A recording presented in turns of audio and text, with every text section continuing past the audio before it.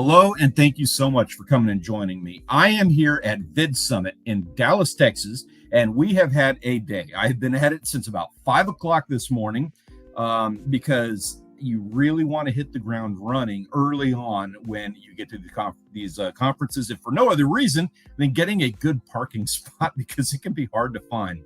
Some of the most valuable conversations that you can have at these events have nothing to do with the actual presentations. Perfect example of that, I got to sit in line at Starbucks with Renee Ritchie at like 6:30 this morning and have a conversation with him. That is YouTube's creator liaison. And that's the first time today that I actually said that right. Anyway, that was a fascinating conversation. He had some real insight on my own channel, which was freaking awesome to see. And I'm going to use this live stream, which is your, video. If you're watching this after it's no longer live, I'm using this as a means of recording all of the things that I learned today so that I don't forget anything. So that's, while it's still fresh on my mind. I've also invited some people to come. I don't know if they're going to show up or not because everybody's busy. They're doing like after parties and happy hours and stuff like that right now. But I also want to be able to get to any questions in the chat. Should there be anything that you're like, I don't believe that, or what do you think about, anything along those lines? I'm going to be answering those as well. So on that note, thank you so much for joining me right now. Yank your crank, dude. It is. I really appreciate you jumping in here on this, and it's a pleasure seeing you back at it doing the work that you're doing. I love the bowling pin fishing videos that you're doing. Got some things to say about that. Wild Japan, sir, thank you so much for coming and hanging out with me, man. I appreciate the support. Peter Orchard Studios. Peter, we have a lot of things that we need to talk about. Probably not all of it on camera. Some of it needs to be a little bit of a drinking conversation that we have after the fact. And of course, it's circle time. Hi there. I believe this is am I wrong? That's Dom. Oh, Dom. This is the first time I've seen you on here. Thank you, dude, for coming and hanging out with me. I absolutely love it. Are you here at VidSummit now? Did I just miss you today? Because I hadn't seen you around. I promise I'd have come up and I'd have given you a big hug if I had. I got hugs going around for days right now, meeting up with some awesome people and getting to see people in 3D, which, I don't know, it's a weird thing seeing a face that you've seen 1,000 times over the course of many years and then finally seeing them in 3 dimensions. It's really weird. I actually caught myself judging people's faces like, man, your face is squished a lot more than what I thought. Like it looks flat on the screen, but when I see you in person, it's weird. It's funny. And Wolfie, how are you doing, man? Thank you also for coming and hanging out with me today. I really appreciate that, sir. You are not. Oh, circle time. Saying circle time, beautiful, wonderful channel, the stuff that you guys are doing. Really glad. It makes me just happy every time I get to see you, and it's been too long. My apologies on that. That's on me. Two buddies been busy, Next year, we are finishing up our second album and some really exciting episodes this week. Miss Sarah's Sunshine is 2 months out from being a mommy. Congratulations. That is freaking awesome, man. And I cannot think of a better mommy out there in the world. She is going to be absolutely perfect at it.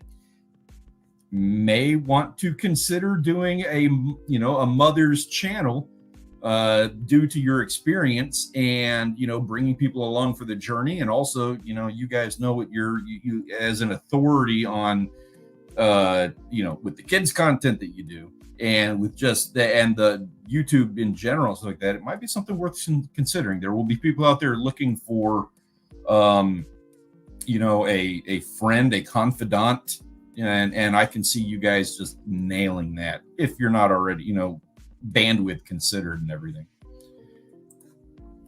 When you meet someone and you suddenly realize they are really tall or really short. Yeah, so I'm tall and I get the really tall one, and the really short one is interesting. I do make it a habit to try to hug people. People that I've known for a while, this is Texas. I don't know if things differ elsewhere, but I don't make it a habit out of going around and hugging somebody's wife or, and any the females. I try to be a little bit more respectful, do the handshake thing. But guys, there is zero bubble when it comes to guys that I've known. I will come up and give you a big old hug, if for nothing else than just to see the awkwardness on your end, because I'm going to be super awkward on mine, especially being tall. Like it's just weird having this big bumbling brute who comes up and gives you a hug. But so dude, man, there is so much to unpack. I learned some things today. I confirmed some things today. It was I had some strange conversations. So let's see. The big takeaway from today is, okay, so I cannot talk about the big takeaway from today in a live stream. I can't make a video about some of that stuff because, and I know that's a weird thing to say, but there is stuff behind the scenes at YouTube and with some of the YouTube brand people and whatnot. And it's stuff that it's like I'm more comfortable having that conversation in person than I am having it live, because it's not my place, if that makes any sense. But so stuff like that was really, that kind of information was really, really neat to see. Sorry, I'm being cryptic there. So I guess what the real question then is, what's the big takeaway? That would be the talking points. So, okay. Daryl Eves did a whole presentation on AI has been a real big topic of conversation, and he had a really interesting thing to say. So Daryl Eves is the person who throws this event. He does a YouTube channel where, for anybody who doesn't know, he does a YouTube channel. He is basically the epitome of the YouTube strategist. I don't know if he's the one that started it, but he is the ultimate YouTube strategist. He has like 30 gold play buttons under his belt. He has the creator jumpstart group, which costs like a lot. It's an insane. It's like $2,500 a month for the high end of his group. But the people who are paying that they're 10 million subscriber channels. You know what I mean? It's big time, guys. There's 5 million subscriber channels. Things like that are the ones who are in those sorts of circles, those sorts of groups. So he is also the producer of the television show The Chosen. And so he was doing a lot of discussion about The Chosen in one of the presentations he was doing. And he had a really neat thing to say about it, AI in particular. So one of the things that they're trying to do with The Chosen, and one of the things that I think they accomplished it, I think he set the record for the most global television show in the history of television. Like most global being like the television show that is, what is that called when it's syndicated? It's syndicated in the most languages in the history of any television show ever. It was a goal of his to do that. And he actually wants to multiply the number of syndicated languages by like 6 or so. He wants to do like 600 languages. And he showed a scene from the show, a really dramatic scene. And then he showed an AI voiceover. And kind of part of the demonstration and stuff like that, what they were saying was like, AI is awesome. And it's amazing that you can use AI to translate the audio in your video. But he's like, I wouldn't do that. He said, I wouldn't trust it. And he put it up there, and he had this really dramatic scene from The Chosen. And then he ran the vocals, the recorded audio, he ran it through AI translation. And it was, it lacked emotion was that was the example that he was trying to make with that, is that, is on a dramatic scene, you need emotion. You need, what is that called when you emote, whatever that is, you know what I'm talking about. If something is being dramatic, you need for it to be presented in a dramatic manner. That means the voice, the how you say it, your cadence and your just the way that you say it. So anyway, he's like, I wouldn't trust running this. So he's like, why would you do that with a YouTube channel? Why, if you are not reading something monotone, you are going to have inflection, is the word I was looking for. There's going to be an inflection in your voice that AI just can't handle. Now, that having been said, later in this presentation, the next step of that presentation was them actually discussing, places where you are starting to see them being able to create. I think the company was called Ditto, but they're starting to be able to create voiceovers with emotional inflection in the vocals that was really, really good. And so that is going to be something we use. But the point from that, what he was saying, is that everybody wants to rely on AI. And I don't rely on AI, but I definitely use it as a tool. And that is kind of the point. AI is a tool that you can use if you need a song that speaks about a certain subject. You know what I mean? Like you need a perfect example would be, there's a song in Team America. So if you're not familiar, Team America, what that was, let me back that up just a second.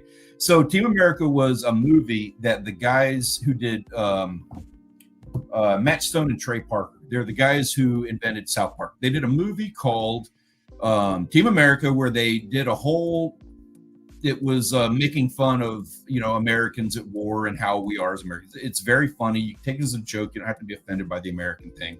But they did their sense of humor as about how, America basically wants to colonize everything and we will destroy it all just to own the colonization, that sort of thing. It's funny stuff.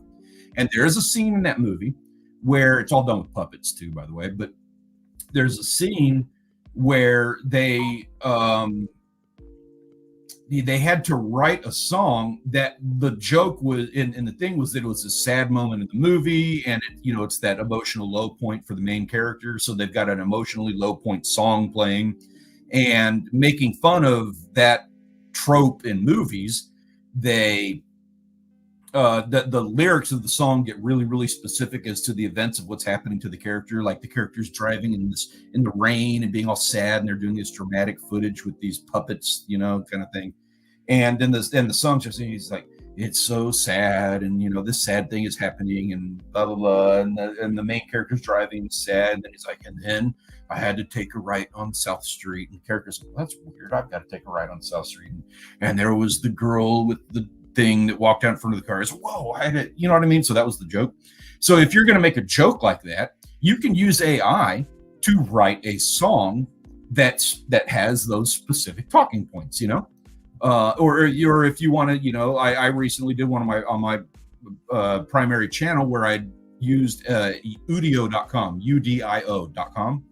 They allow you to write in a prompt and write in lyrics, and it'll produce a song for you. And so I did one about all of the, kind of the memes and tropes and jokes about fishing in our area, and released that as a music thing on my channel as a joke. It was a funny thing. I cannot use that as the primary content on my channel for what I do. But as a tool to create a song in a circumstance where I need a specific song, that's a great tool for that. You can have fun with that. You can make some jokes. You can expand the breadth of what you are able to access. If you don't have the ability to have somebody write a song for you, now you can get it done in about 15 minutes just by typing in prompts. Soccer Coach DJ, sir, hey, thank you so much for coming and hanging out, man. I am having a blast here at Vidsummit and learning a lot, and I'm just kind of unpacking all of the things that I learned today. So yeah, udio.com was really cool. That was I had a lot of fun playing with that, and you're probably going to see me introduce some fun, stupid little songs just to for that kind of sense of humor, because that just aligns completely with my kinds of jokes. It's great for that.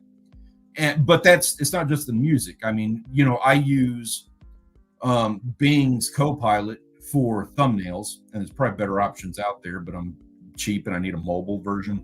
So I use that to help me, and I don't even use it for thumbnails. I use it to create the image that I'm then going to implement into a thumbnail. I do that for the outdoors channel, not my primary channel. You've seen it on some of the thumbnails. If you've seen any of the videos that I've done on this channel, look at those thumbnails, and makes my wife a little upset. I have no idea why, but if there is female representation in a thumbnail on a video on this channel, which I would like to be able to have some female representation in the audience, so having a female in the thumbnail helps. I'm not going to have it just the female, but I'm not going to go take a picture of somebody. So I'm going to use, an AI art generator to make that. But the point on that was that you kind of have to cap your use of AI.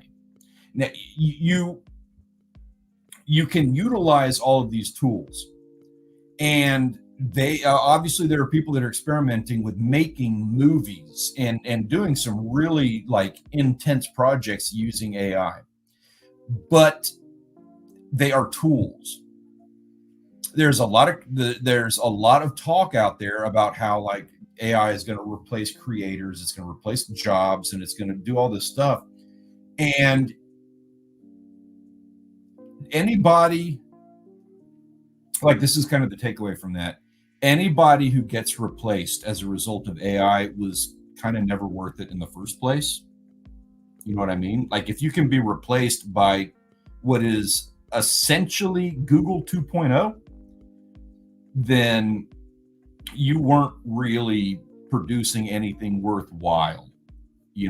You still need to be able to produce what you do, and you don't need to be able to use AI, but you need to be, if you're going to, it is a tool to help supplement the work that you do.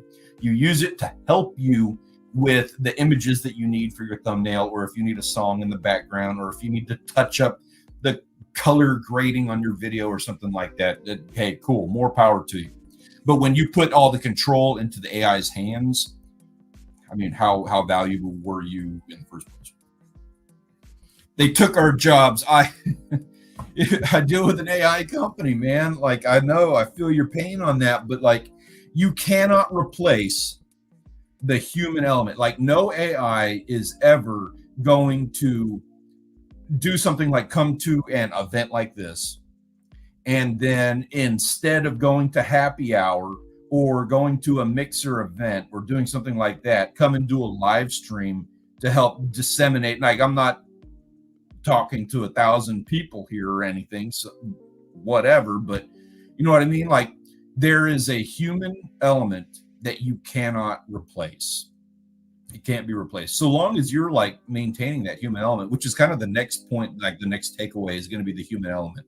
That was another one that was just a glorious couple of conversations that I had. But my main takeaway from that whole thing was that AI was it is a tool, and you have to be an artist. You have to be the one using the tools to further your work, your art, and your creativity.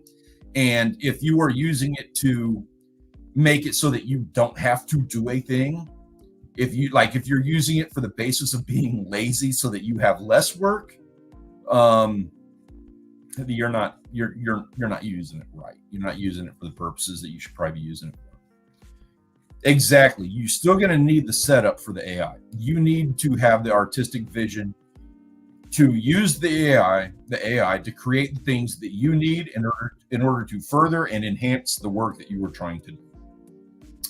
I'm saying this, I'm putting this out there in the event that somebody's watching this after the fact, because there's not a single person in the chat watching this live right now. There's not a single person who's attempting to try to replace everything that they do. You guys are all artists. Everybody here is somebody that I respect. Basically anybody on this channel, because I have not gone about trying to advertise it or anything like that. I use this channel as a means of providing hush under the table channel evaluations for TubeBuddy and stuff like that. And now I'm kind of putting some videos out there, and I'm actually going to be doing some more, probably doing some work for some other companies now through this channel, which is going to be awesome. Thanks in large part to some of the people that I met here at Vidsummit, which was freaking amazing. Blew my mind, some of those conversations. But anyway, so anybody who is here is somebody that I respect, and obviously you're not doing that kind of stuff. However, if there's anybody watching after the fact and you have any questions, feel free. I answer every single question. And after some of the presentations that Daryl leads and some of his Creator Jumpstart crew gave today, I'm going to double down on comments. So if you have any questions, you are going to get a guaranteed response from me, a very detailed and in-depth response. That was another takeaway. And this is a weird one. I'm making a video about this. I'm going to post on this channel so that I can just hammer out, cheap content, I guess, whatever, low-hanging fruit. And I don't have a full grasp of what is going on or why they are doing this. They didn't speak to it directly. I was reading between the lines. But at a couple of these presentations, a lot of the people, now these are high-end creators in Daryl Eve's inner circle. Those are the guys who are paying $2,500 a month. Those are the guys who have a gold play button, who, are making serious cash off their YouTube channels. So those guys, every single one of them made it a point, and they're all repeating things that they learned in the Daryl Eve's group. Okay. So this is where I'm reading between the lines. Every single one of these guys is paying top dollar to take their channel from 10,000 subscribers to like 5 million. And it's working for every single one of them. And when they're, part of that whole deal is Daryl wants to sell the success story of these guys. So he puts them on stage and lets them do a presentation, some of the best achievers in his group. They're, you understand how that goes. So you see somebody with 5 million subscribers and you're like, heck yeah, I want to be a part of that. I want to learn from this guy. I will pay to come to a conference and learn from them.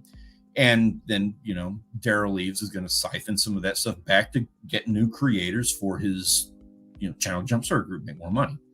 So it's natural part of how all that works. Some of the big dogs that he had doing presentations, part of his inner circle, like some of these higher respected creators, every single one of them, repeating some of the stuff that they learned, made a mention about comments. And it was all offhand remarks, but every single one of them said it. Every single one of them made a comment about, like, some kind of offhand statement about comments on videos. Even Daryl Eves did that. He talked about comments. He said in one of his presentations that one of the number one things he looks at in a video when he goes to do evaluations, when he goes to do a channel review, when he goes to look at a channel and see what they need to be doing in order to improve, the first thing that he looks at is the comments on those videos. I don't know what it is specifically that they are targeting with that, but it was a dominant topic of conversation in every one of these presentations. It was a very leaned into piece of the conversation. And he even straight up said it in one of his, that is the very first thing he looks at when he goes to look at a channel to just, to figure out what they need to do. What I surmise with that, again, reading between the lines, this is me just trying to figure this out, trying to put together the pieces of what's going on with this, because it's like a game to me. But there's a couple of things that I imagine that they're looking at. One, I think that it's okay. So this great. Okay, a couple of things. This is why I want to have this conversation, because yes, there's a couple of things to go like with what you guys are saying here. First off, maybe an algorithm reweight. It is not an algorithmic thing.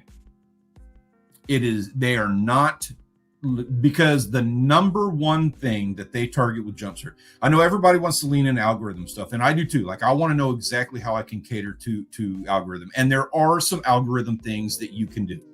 Not with the comments. It's not something that, like, the comments are not something that are like the things being said are not directly influencing the performance of the video. And he's looking at what is being said in the comments. That is, he's reading them. He's not going and counting them. He's not looking for keywords.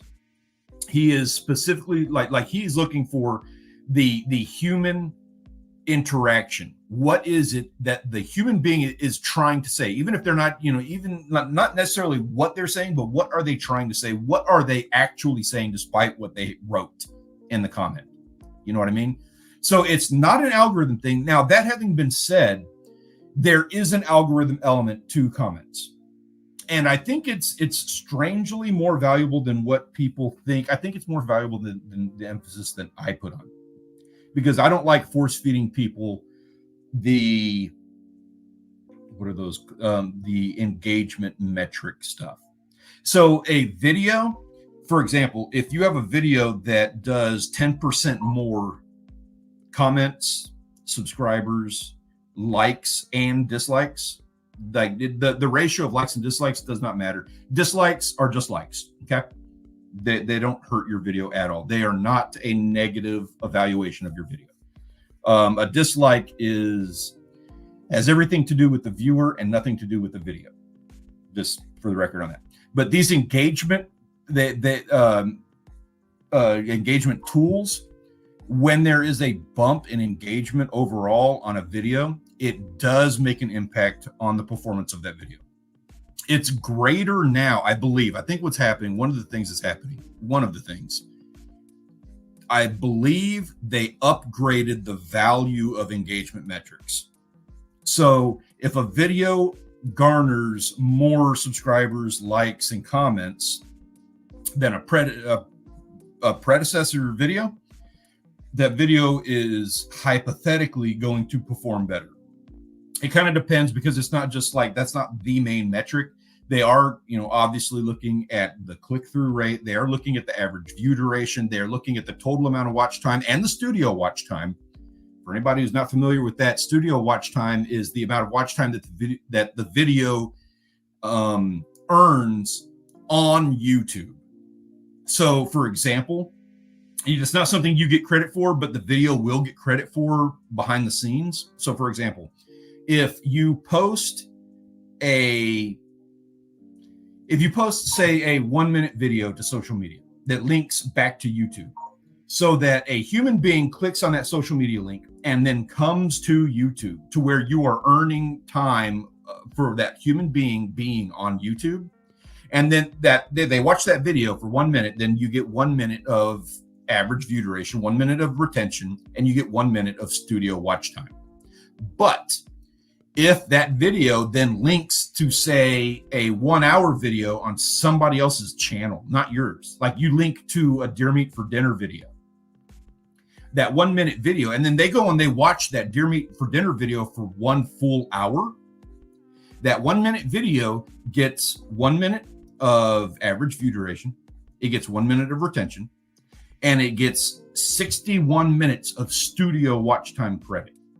So that 1 minute video, even though it's only 1 minute long, it brought somebody onto the platform, and it caused that person to watch for 61 minutes. There is no analytic in YouTube Studio that gives you a reflection of that watch time that was earned on platform as a result of your video, but it will get a boost in the algorithm if it is producing, en masse, that sort of watch time, and that sort of that if it's bringing on viewers and keeping them on for an extended amount of time, it gets credit for that, even if you don't see that in any analytics. So P-score is about advertising dollars.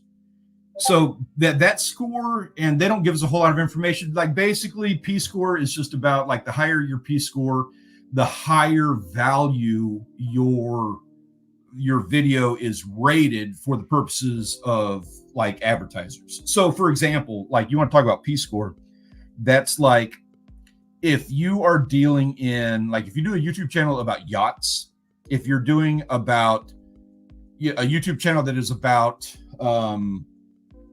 high volume cryptocurrency purchases and stocks and trades, if you do a YouTube channel about expensive cars or real estate, these high ticket items, you will have a higher P-score than if you were doing a YouTube channel about school supplies for elementary students, which is a low dollar amount. So that's an easy breakdown of, like, an idea of what P-score is. It gives an idea of the relative value of a view for your video, so that way they can pitch to, they kind of break that down to where advertisers can pay, X amount of dollars for a high-end advertising on a high-end, a high-value YouTube video. Like, say they want to advertise yachts on a commercial. Well, they're going to want to pay high-end to have that yacht commercial placed on a YouTube channel that has a viewership which is, a high dollar demographic. The other way to look at that P-score thing is that if you curse a lot in your video, your P-score will be lowered. Like, there's a couple of different variables that they all take into play, but that's kind of the idea of P-score. It's kind of like it works the same way as P-score, and that there's like the value of the video itself will fluctuate as a result of how much engagement you're getting. But your P-score is going to be more of a channel, like it's not a channel-wide P-score, but the P-score will be affected based on other videos in your library, whereas engagement metrics are going to be on a per video basis, a lot more of an individual. That score will change every single video, whereas a P-score is going to remain fairly similar throughout the course of multiple videos. What were you way off about? I don't know what you were asking there. So yeah, the comments are not so much of that's where the reweight that might occur as a result of comments. That might be, the algorithmic benefit to it. But what he was looking at was the things being said in the comments. Made it a big point to go through and talk about things where, if somebody says, he made a specific point where if you have a viewer who says, you kind of got to read between the lines what they're saying, where if they pop on and they say, hey, I really hate it when you wear a navy blue shirt. Well, that doesn't mean anything. But what prompted the viewer to feel compelled to take their time and leave a comment like that? You kind of need to. Is it the fact that they're wearing a navy blue shirt? Is that offensive? Is it a MAGA hat? You know what I mean? Is it something that people are going to be triggered about? Navy blue shirt, probably not. Maybe it's because the background is a dull hotel room and you've got a stupid lamp lighting your face, and all of this combined matched with the navy blue shirt. Maybe it's not the navy blue shirt that's the issue. Maybe it's your settings in general, and you need to spiff up the coloring, the color grading, or the set design of your hotel room. You know what I mean? To dress it up a bit. That was kind of the direction he was going. But another thing that he was saying was like, God, he had such a great example. One of the points that he made was, there was a video that he had worked with the guy from one of those, remember those old motorcycle television shows, the live ones? Remember Paul Jr., Paul Sr., the motorcycle guys? So he does one of their YouTube channels. I think it was Paul Sr. And he had gotten into some kind of like live stream verbal altercation with one of the mechanics or somebody who bought a bike from him or something like that. Made Paul Sr. look real bad in the live stream. So that he was doing an EFAP of Paul. This other guy was doing like an EFAP of Paul Sr.'s response to like this little butting heads thing that they had. And Daryl like looked into the comments of that video. And he's like, if I'm talking to, and I forget the other guy's name, Bearded Mechanic, one of those guys, whoever it was. He's like, if I'm going to work with this guy on his channel, the first thing I'm doing is looking at the comments of his video here. And he said, the first thing that I see is that there's this comment of how somebody suggested they should do a build off. Like they should do a competition to see who can build the best motorcycle on YouTube, do a video thing like that. And he said, this thing has 5,000 likes in like 13 hours.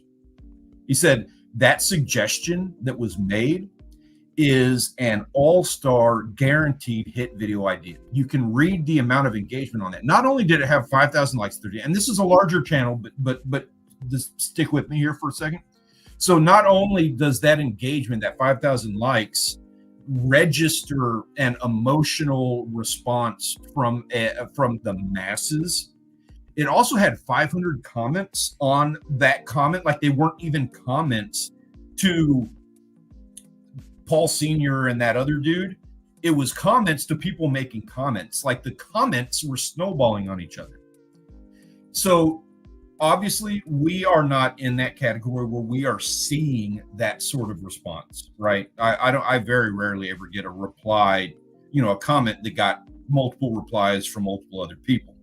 But when you do, be aware that there is an emotional trigger that caused that, and you need to read into what that emotional trigger is, and that is probably something that you need to target in a video.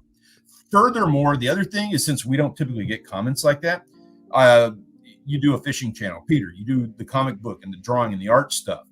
When you are watching other people's channels, go into their comments, and you will find in these videos, you will find the comment that has the 5,000 likes, that has the 500 replies that aren't even intended for the OP, for the guy who's posting the video. Look for those kinds of comments. Those are people in that niche who are being underserved. They are people who have an emotional response to something, and you can target that.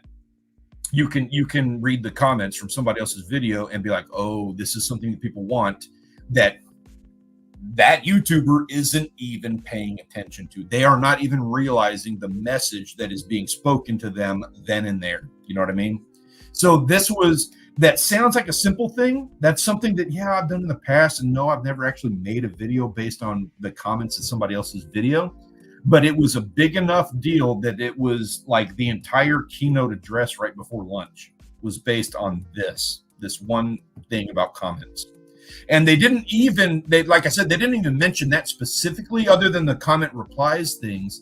But it was the topic of comments in general was such a big thing that every single one of these Creator Jumpstart guys, these guys who've been doing this for like over a year, like in the Creator Jumpstart group, every single one of them made mention of YouTube comments and how they rely heavily on YouTube comments for the information and the feedback that they need for, the next set of videos that they're going to be working on.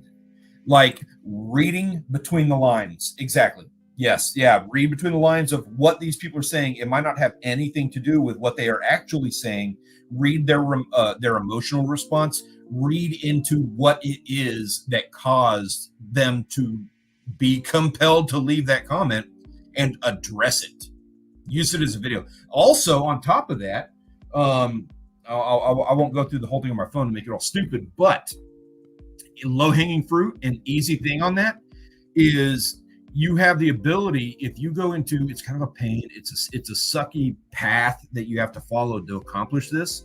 But what will happen is you will get a comment on a video, and it'll be asking a question, or it will be something that triggers you into feeling like you want to, leave a good, thorough response for them. You have the option, if like you go and hit reply to that comment, like you have to be in the YouTube Studio app is the only place you can do it. But if you go to the YouTube Studio app, you look at the comments on your video, you find the comment that triggers you that you want to respond to, you hit reply. And at the right side of that little reply field where you can type in your response, there's going to be a camera. You can hit that camera, and it will automatically record a shorts video with that comment on the shorts video. Low-hanging fruit. An excellent way to provide further engagement for these viewers who are that viewer, the ones who are more engaged and leaving comments. It's probably quicker and easier to make a shorts video for them by hitting that and seeing like, yeah, you're an idiot. Done. You know what I mean? Like it's faster and easier to do that than to try to word some kind of like response with your fat fingers in that keyboard on your phone. Record the shorts video, get the content, get the views, get the exposure, give them the engagement, and use this tool. People aren't utilizing that thing enough. And yeah, read between the lines, see what it is they're actually saying and speak to that. I've only had a comment snowball once. It was people arguing over metric versus imperial. There you go. I know it's weird and it's not your topic, and you know, there's a lot of things that I would tell you, hey, make a video about that, and you're like, that's dumb. And I agree with you. I understand, but this is a triggering thing. So at the very least, maybe this needs to be a piece of conversation in your videos more often. At the very least, you know, you are doing content that speaks to English-speaking people with an interest in Japan. So at the very least, I would consider, I know it's a pain. We do this in the Discord server, and it is a pain for sure. Or I try to do this, but I try to do it in my video. Anyway, long story short, include both metric and imperial. But honestly, I would stick with one and let it trigger the viewers in order to pick up comments and increase engagement, or make some kind of comment about, you know, it's X amount of centimeters, and I'm not going to tell you the imperial units because you people who follow imperial units are idiots, or, you know, make some kind of joke. It doesn't have to be that harsh. Make some kind of joke simply to trigger people and get that engagement going. It's a joke. It's okay. You can make jokes. There's nothing wrong with that. It will trigger people. You will have to answer some replies, and you will, you know, trigger some engagement on your video. I will often do that. Like if I make a mistake, if I say something kind of dumb, it grinds me. Like I hate doing it, but it's like, you know what? I said it. I did it. I'm going to leave that, and let's see if somebody says something. I'll leave something like in the background of the video, you know, just because people will, while they're sitting here watching a live stream right now, I should have had something just stupid, interesting, just, you know, hanging off of the smoke detector or whatever the case may be, just so that people have a thing in the background to look at, and maybe they'll leave a comment, you know, whatever, leave some engagement about that. Just thoughts on that.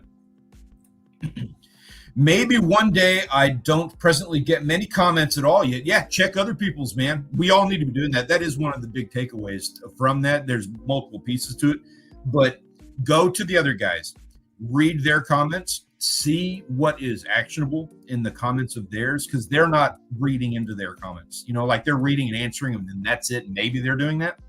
Read into the hot button topics. Read into the pinch points that people are talking about on these other videos, and be the resource for these people that they are not getting. It's kind of one of the big things with that.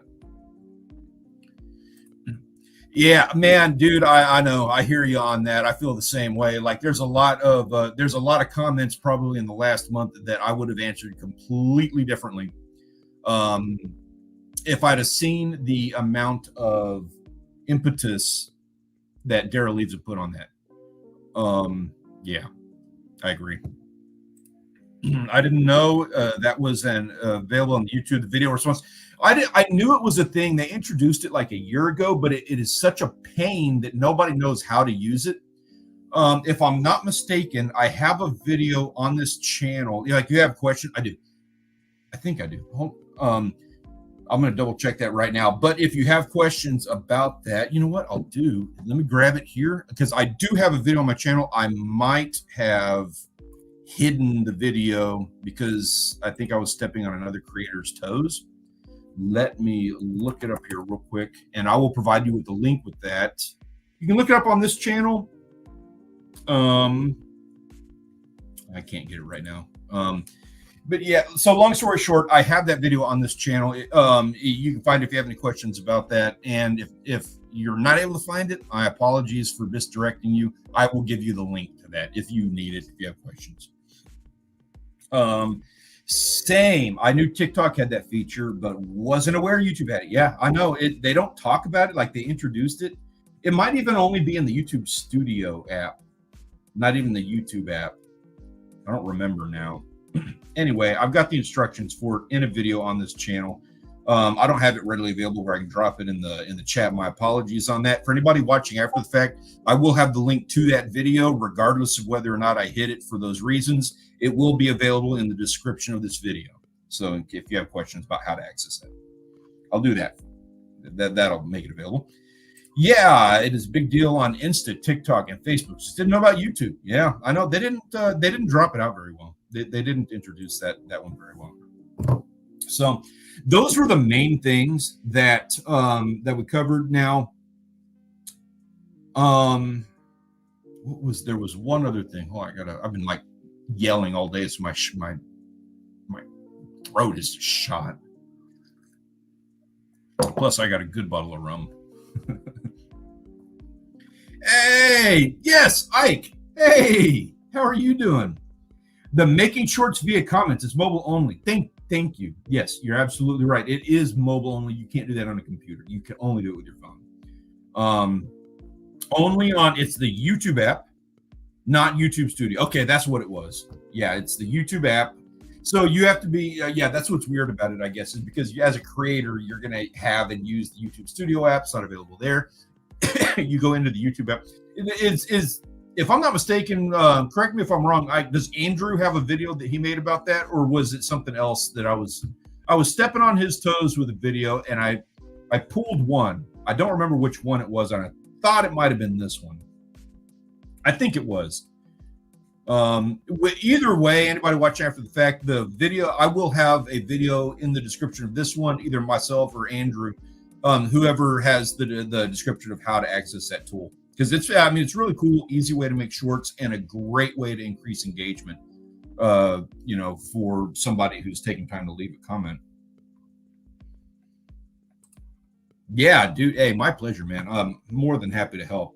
Anything that I can do, especially like I'm very blessed to be able to be up here and check this stuff out and get all this stuff first. So I'm like, it makes my day being able to share that information, and I will give you everything I got. I think he did. If he didn't, I'll have mine. But I want to say that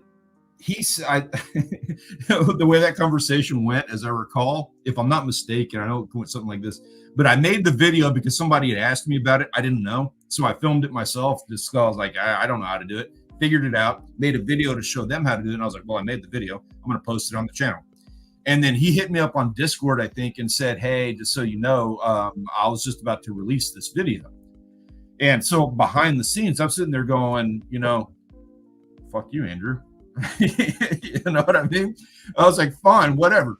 So I pulled the video, and he's like, no, you don't have to pull it. Like, I just didn't want you thinking that I was stepping on your toes. And I was like, dude, don't even worry about it. Like, you post your video, it's more impactful for you, and you're going to do a better job in it. So, you know what I mean? Like, I pulled mine just so that there wasn't going to be like any stepping on any toes. But behind the scenes, I was kind of having some fun with it. Seems like lots of short stuff is on the app and not studio. Yeah, they're weird. They have a weird thing. So the way that like the YouTube Studio app, YouTube's weird about how they do their data, how they do those apps and stuff. So YouTube has different things. I don't know a better way of describing that. So there's information that is private to a channel. There's data that's private to a channel and a channel's owner. There's data that is public and is publicly available for both a viewer, for both the creator and the channel. But there's also data that is like viewer facing. For example, like if you go to watch a video, you can get all the information about that video, like the keywords on it, the information in the description, the information about the channel, the amount of views and likes and stuff like that. That is all viewer facing. So any human being watching the video can get that data, but they can't get private data regarding that channel. You're not going to be able to get the creator facing data, which is solely in the YouTube Studio. That is solely accessible by the creator themselves. It's like a separate data set that you can get. Because they have that all separated out, the app only has access to like portions of it. For like they can access all of it because obviously it's theirs, but I don't know, like the way that they provide it gets complicated to the point where I have a hard time explaining it. And because of all of that, some of the tools regarding the YouTube video player are difficult for them to implement into the YouTube Studio app. If that makes any sense. That was the explanation that I got as to why, and that was Todd Todd Dupree, I think, or Renee Ritchie, one of those guys who work at YouTube.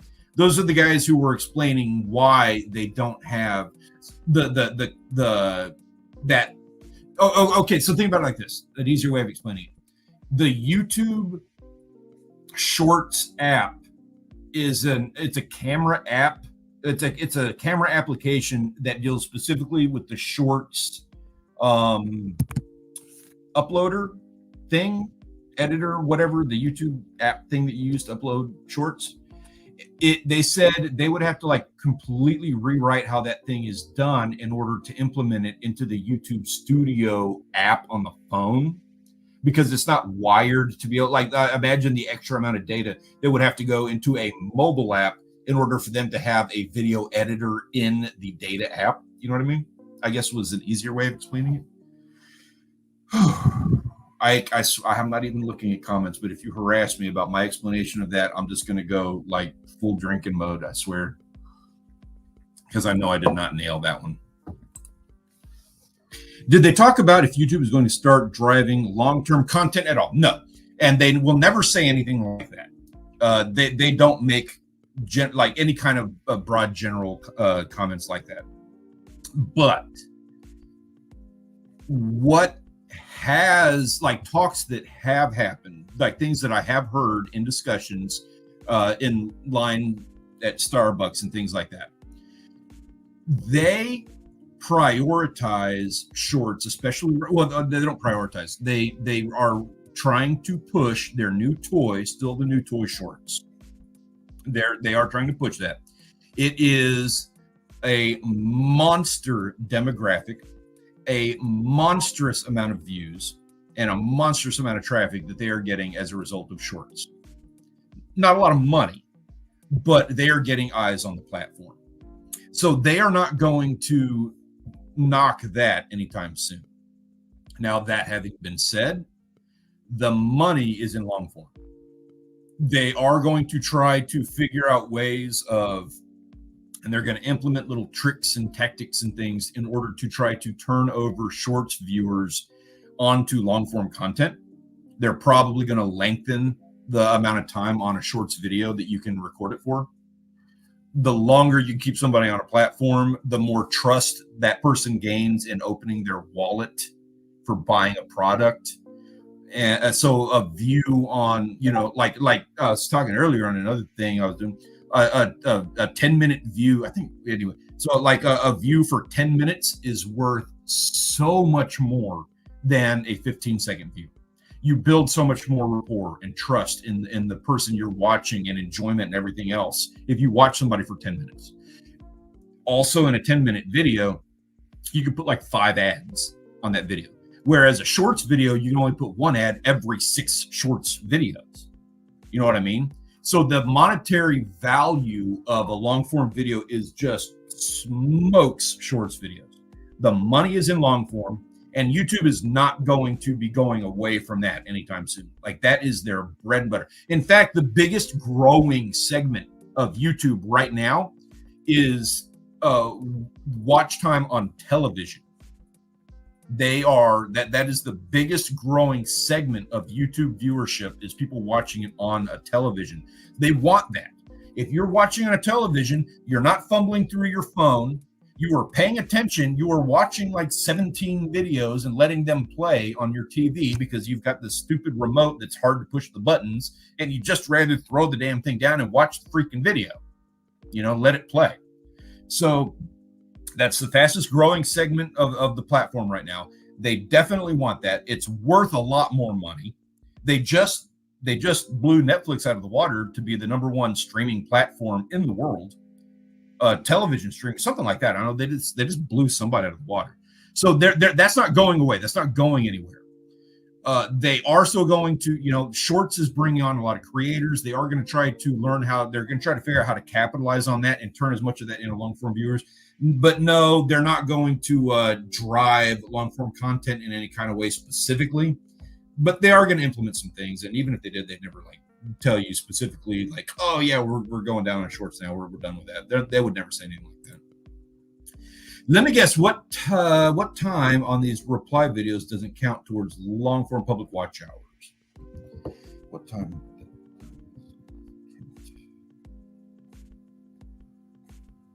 That time. Yeah. Okay. So I think what you're saying there is that the time on a okay. Oh man, that's a difficult one. So what you're saying, I believe, is that the watch time on a shorts video does not count towards your public watch hours, which are the watch hours for monetization. You need 4,000 public watch hours. For example, I've got like 1,000 watch hours on this channel, and like 900 of those hours are private videos for channel consultations. Those views do not count towards the monetization on this channel. The same goes for shorts videos because they're not public. People are not publicly seeing that. It doesn't matter if I watch my own video 1,000 times on private, that those views don't count for anything. It's the same with shorts videos. The watch time from a shorts video does not count towards the public watch time for monetization on your channel, unless that video is being seen off of the shorts shelf. Sorry to make that more confusing. A shorts video that is found in search, the watch time from that view, because it's being viewed as a regular video and not while scrolling through the short shelf, that, if I'm not mistaken, that watch time does count towards monetization. You get far less views that way. You know, it's not the explosive amount of views that you see on the short shelf, but you can cater a shorts video towards search traffic. You can get a really explosive response in search traffic from search engines like Google and Yahoo, and you can get some, monetization numbers that way if you're catering your content as such, and that would count. It's not going to be the same explosive numbers, and the time on the shelf doesn't count, but it can't just be simple. I guess I'm still waiting for YouTube Studio to finally put community. Yeah, dude, tell me about it. Yes, community posts in there would be very, very nice. I think they are going to they are going to make some adjustments to the community. Well, you know as well as I, probably more than I do. They're making some adjustments to the community shelf, the community posts, to where you can do like viewers are going to be able to post things in there, something like that. I forget exactly. Long story short, so they're going to revamp that community post thing to make it more engaging for everybody. And I think in the process of that, I imagine and assume they are going to want to implement that into the YouTube app as well, right? I mean, if you're going to improve it. Yeah, it would be nice to count towards, but I don't care. Like it's like, to me, shorts are just a bonus. You know what I mean? Like, I don't want everybody and their mother being monetized. There needs to be a barrier for entry, because those people who do get monetized, it kind of makes you a little bit special, as opposed to just everybody being monetized and there being no financial incentive to, make good content. I think there needs to be that. Trust me, the monetization requirements are not that hard. Yeah, they're not super easy. It's really only one, just the 4,000 hours. That's the only one you need to worry about. You don't even need to worry about the 1,000 subscribers, because 4,000 watch hours is going to get you 1,000 subscribers unless you suck. If you don't suck, 4,000 watch hours, not easy, but it only takes one good video. Make one good. Everybody here has the capacity to make that one video. We've all seen inklings. We've all seen results on some of our videos. And we're like, man, if I could just scale that, I'd be good to go, right? If I could just get twice as many views on a video like this, then I've got it. Everybody here has the ability to do that. And it would only take one video in order to make that happen. So yeah, that doesn't mean that, tomorrow any one of us can go out and just make that video and it's just going to happen. You might take you a couple of videos to figure things out and get to that point. It might take you 20 or 25 to figure out the finer points of how to make that happen. But yeah, every single person here can take the next 25 videos, figure it out, and make that video. And that's how I got monetized. It was my very first video, my very first fishing video. It took it a year. It took 365 days for that video to hit 4,000 hours.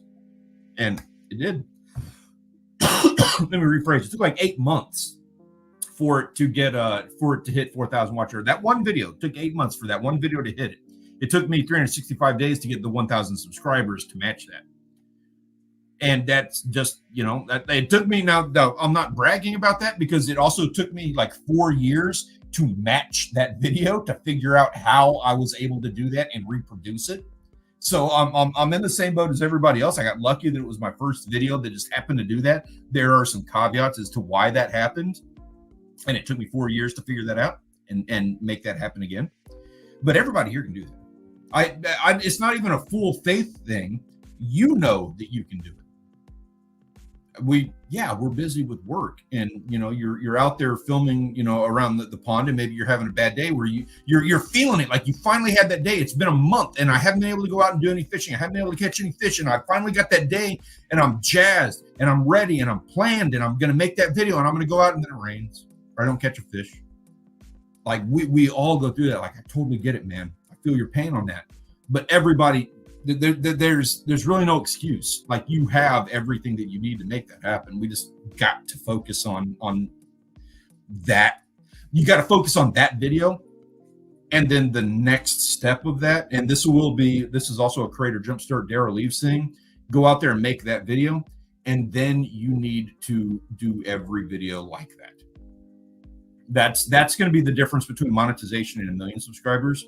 Monetization is one good video. 1 million subscribers is every video is good. You know what I mean? That's kind of a hard part to swallow. That's where I'm failing. One of the ways I'm failing multiple ways, but that's one. Yeah, monetization's not even. I don't even count. Like, I don't see any monetary value in shorts at all. Honest with you, so there was a channel that I ran into. It was a really weird conversation. I think I just posted a video about that on this channel. But long story short, so these guys had 700,000 subscribers. I was talking to them in the hallway, and they're like, "This is our first time at a conference." And I was like, that's cool. Newbies. I like new people. I love new channels, especially new channels who are committed to doing this stuff. So many times I've run into a channel that's got like 100 subscribers, and then I see them the next year, and it's like, oh, they got 30,000, and yay, how did I fail so miserably in the last year that I got passed up again? Because I've seen it happen dozens of times. And the thing on it now, like the new thing that I'm seeing happen to like so many channels, is like these dudes they're focused on shorts, and they figure out shorts, and they get, they 700,000 subscribers, 120 million views on a video, one video, 120 million views. And they made nothing off of that video, not a dime on 120 million views.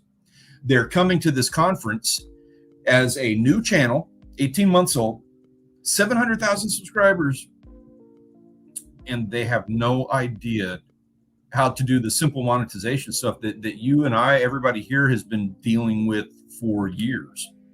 You know what I mean? Like the lack of experience there. That's really sucks to see. So shorts, I don't count any of that as like, that's not monetization. That is exposure, is what shorts are for. It's to get in front of viewers so that you can be seen. You can get in front of viewers that you would not normally and otherwise have been seen, by. You're getting in front of people that you wouldn't have normally have been put in front of. And it feels really good. Those viewer metrics, they make you feel good about yourself. Nothing wrong with that, like just getting that little bit of endorphin hit or whatever.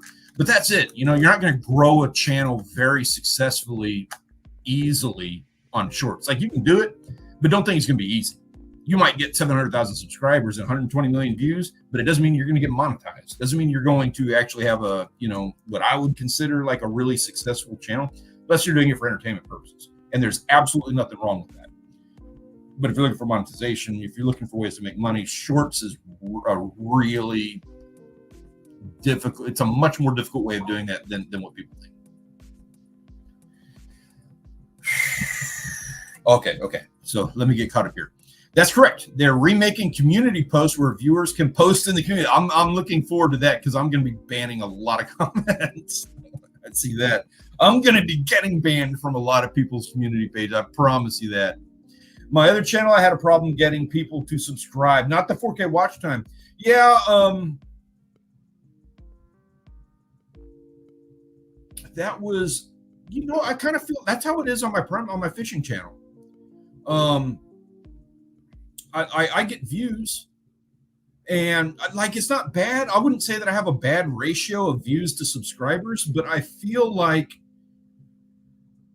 I'm shadow banned. Right, because that's the answer. I don't know which is worse. Like, my view rate, like now today, like my view rate is a lot lower than what I think. So, but maybe that's because everybody else's is inflated from shorts, and I'm just not really falling into that bandwagon. That's entirely possible. And if that's the case, then it would be my subscriber count that's a little bit low to the view ratio. Anyway, I don't know.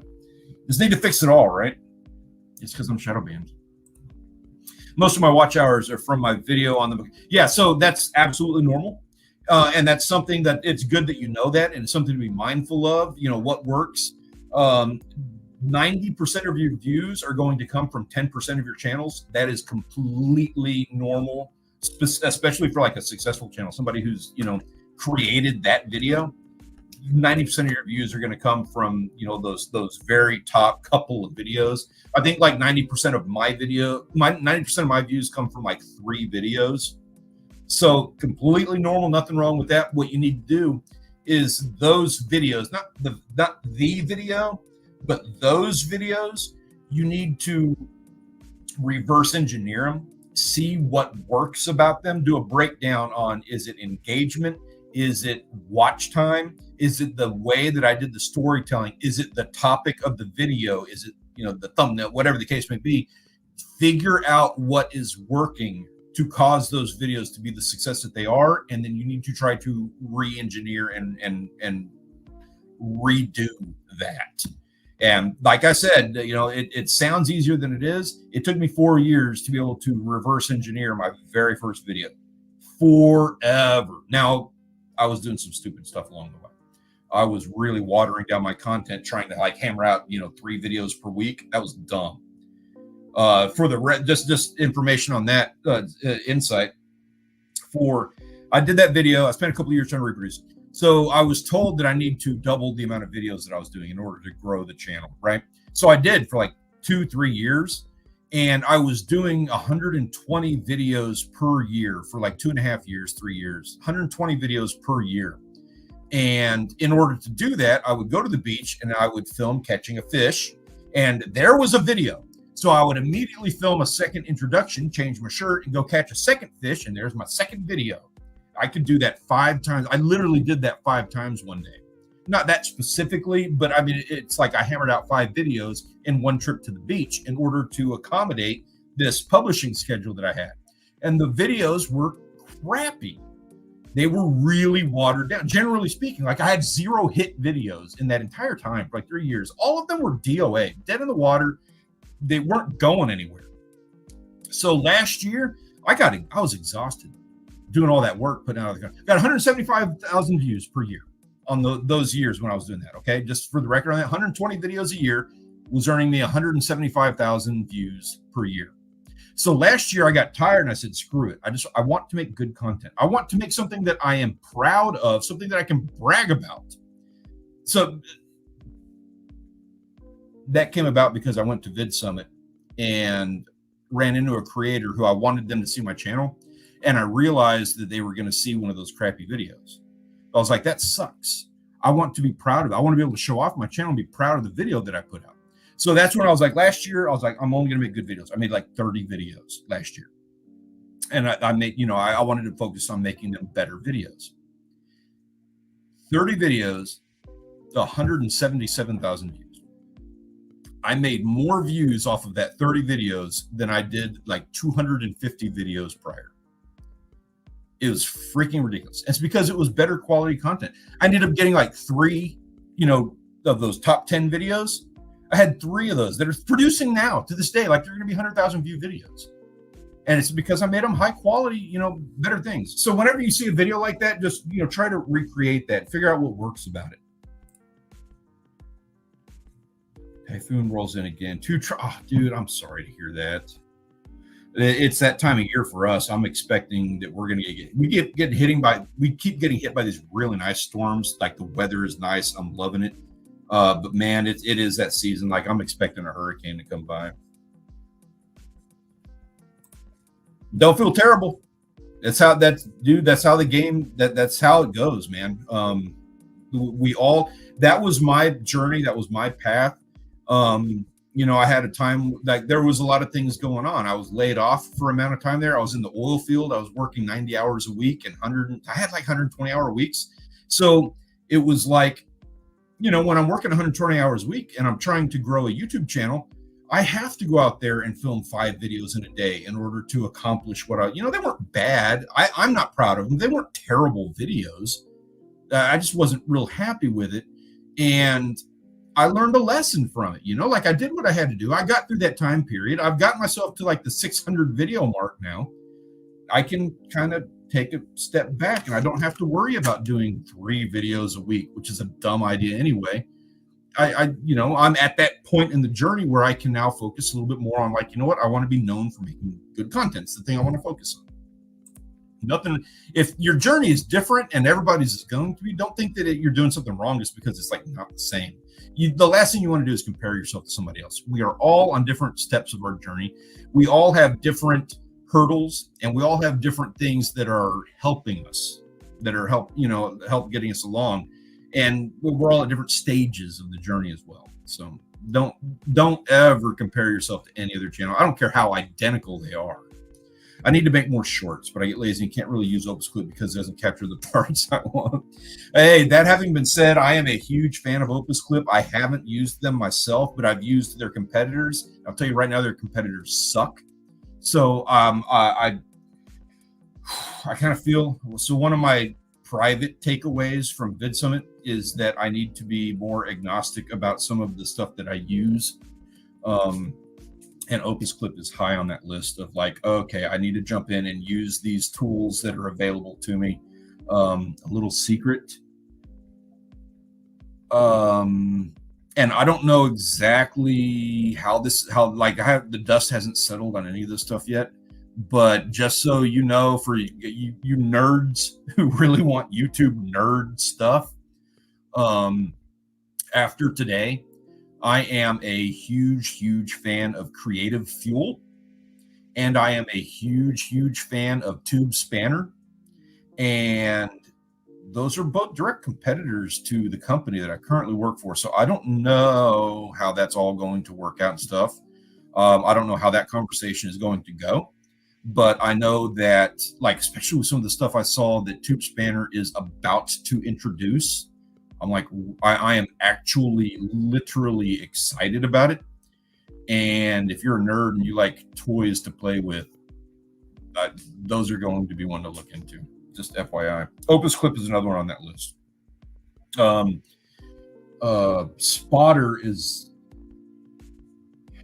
is not on that list. It's another one of those kinds of tools, and it is not on that list. That having been said, it's not on the list, if that makes sense. Like, Spotter has some interesting things behind them too, particularly how like they are really fighting for a foothold, and they are very eager to do things, and they have good people that work for them. So yeah, that's my 2 cents on that. Unfortunately, it is video outside my niche, so trying to figure out how to work it. Yeah, I've been there before. So Spotter is okay. Oh man, I didn't get to see Phil today. I know he's here somewhere. I did not run into him, but so basically, Spotter is Creative Fuel. Like, it's the exact same thing. So now. It's the exact same thing, but like the chief engineer was Michael Waltman. Do you know him? He was a TubeBuddy guy, if you're not familiar with him. Yeah, exactly. It's kind of like TubeBuddy and vidIQ, like early days all over again. Speaking of which, vidIQ is not here this year. It's kind of weird. I don't even know what to say about that. My boys. I always go up and give Rob a big hug. It used to scare him a little bit. It was kind of funny. I wish I had it on camera. I love going up and giving. He's at the point now where he kind of gives me some shit. We can kind of, prod each other a little bit. But at first he was like looking for an angle. He thought I was putting a kick me sign on his back or something. It was kind of funny. Oh, you don't? Yeah. Okay. So, I knew him. I recognized his face, but I didn't know who I was looking at. I knew that I recognized him, but I didn't know from where. I had to actually go and track down information on him. So I don't know what the deal is, where the disconnect was. Like I just didn't talk to him very much or something. But he was basically, I guess, one of the Ben Labs developers or something, and he left because he was not part of the layoffs. So I guess he left a while back is what happened, and I just wasn't privy to that, or I forgot or something. No, anyway, he's one of the guys doing Spotter now. Yeah, it is. It's really weird that vidIQ is not here. And to be honest with you, TubeBuddy has a very, very small presence.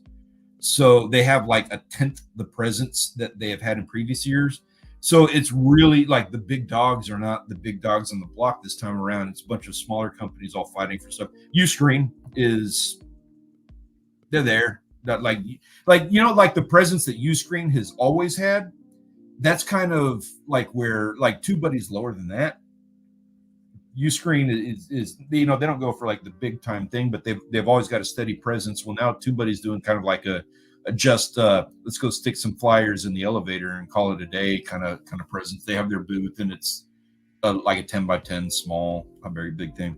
So Coach, Opus Clip is really good people. They do app and software. I don't know if it's a browser extension because I haven't used them myself. I'm meaning to though. But what it does is it takes a look at your video and it picks out sections of your video that are like good for making into shorts videos. And not only do they pick out these segments, these sections of the video, they will actually make the shorts video. And then on top of that, they will apply the words that pop up at the bottom of like everything that's being said.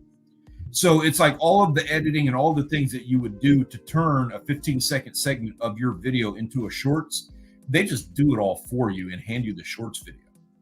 So it's really nice, really useful in that all you have to do is just, say, hey, I need a shorts video.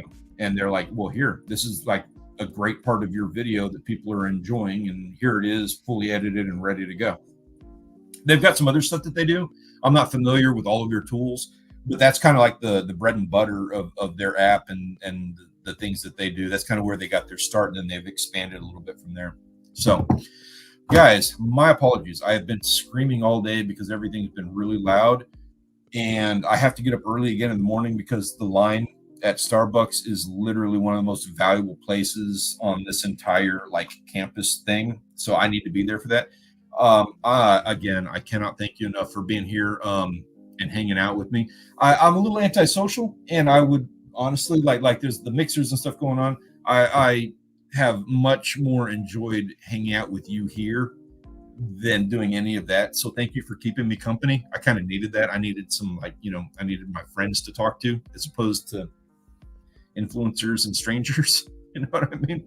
So thank you. I really, really appreciate that. If you're watching after the fact, please consider subscribing. Would very much enjoy having you along on me with my journey for this channel. If you have any questions, of course, I am more than happy to answer them. Anything you got. And I look forward to seeing you the next time we do this. Have a wonderful day. Go out there and make something amazing.